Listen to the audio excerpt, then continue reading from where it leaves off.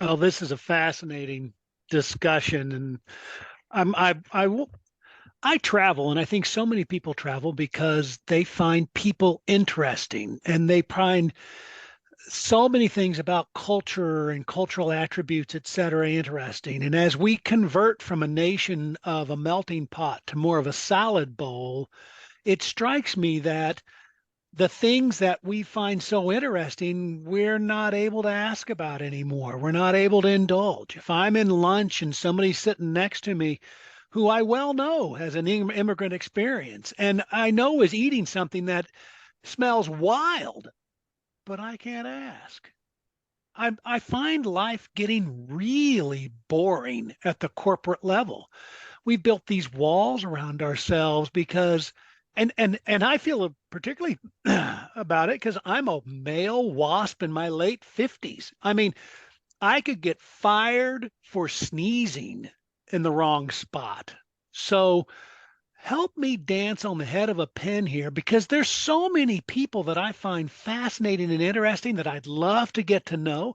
And I don't have the luxury of taking everybody out for beer and pizza in the afternoon. Okay. My time to meet them is when we're around the water cooler. All right. And and I do feel, as was mentioned earlier, that at the executive level where I spend a fair amount of my time, there's a tremendous amount of sensitivity. And so what do?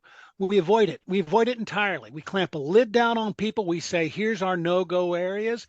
And we've stifled our culture of acceptance and of accommodation and of intelligence and discussion and openness.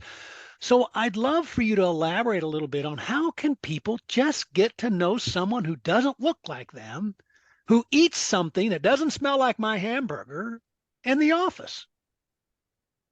Well, I think it's the ingredients for any good relationship you have in life. It's showing up consistently, asking questions, building safety, getting to know them, right? I think that unfortunately cancel culture is real and people are scared. Are they going to say the wrong thing or do the wrong thing? But, what are you having for lunch? That smells different for me. I would love to know more. I think it's also the way in which people sometimes ask things, right?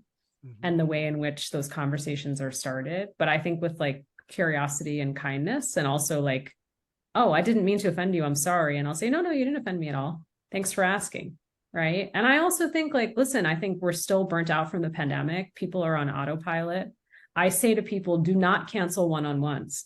People cancel one-on-ones. Oh, because, well, I don't have anything to talk to Scott with today. Like we already talked about that last week. Why don't I just check in with him?